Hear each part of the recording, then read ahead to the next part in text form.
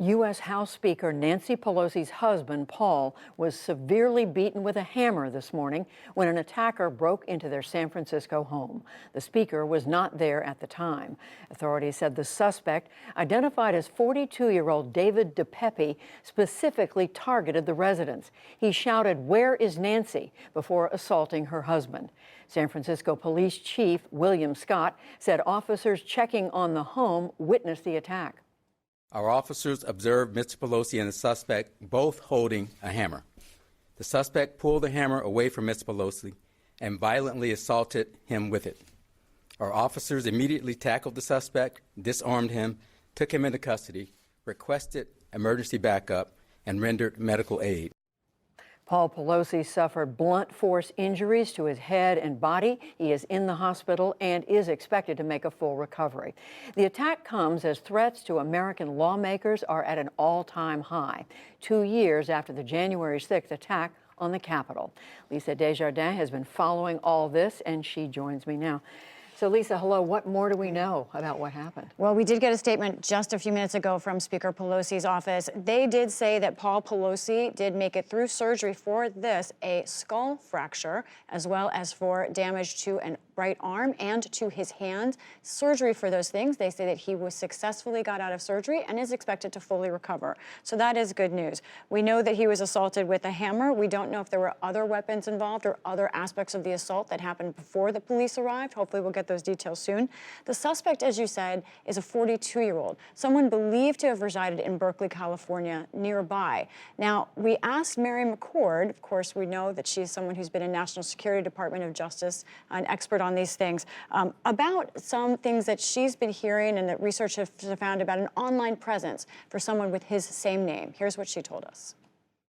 It's not confirmed that this is the same person, but a person with the same name as the attacker is connected to a couple of different online platforms, one being a blog spot that seems to be espousing free speech and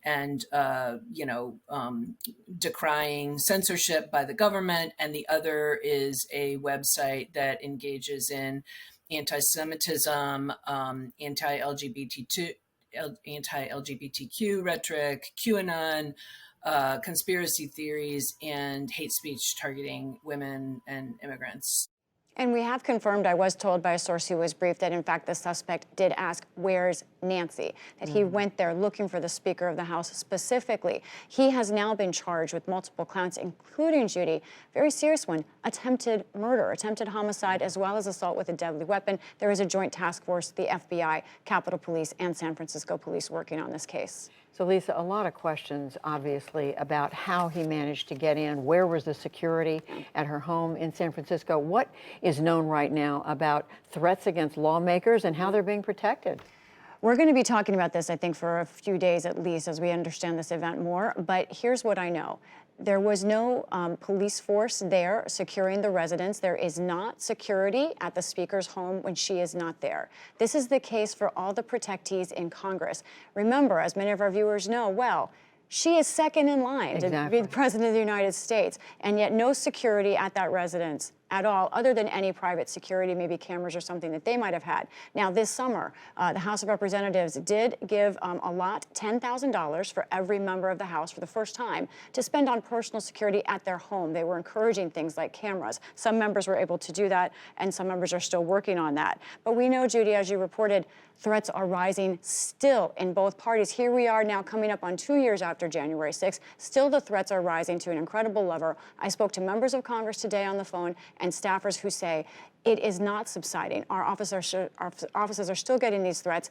Now, it is to both parties, however, lopsided. More Democrats getting threats, people who are in competitive races, leaders, anyone on the January 6th committee. They have a detail with them all the time, and women of color in particular getting these threats. Also, Judy, unfortunately, as there's more demand and need for security, there are fewer Capitol Police officers. There are 10% fewer Capitol Police officers today than there were before January 6th. So much has changed, and yet you're saying the protection level has gone down. Correct. Well, just... or the number of officers, rather, has gone down. The number of officers, to be exact. Well, so much here to unpack, and I know you're going to be reporting on this in days to come. I will. Thank you, Lisa. Welcome.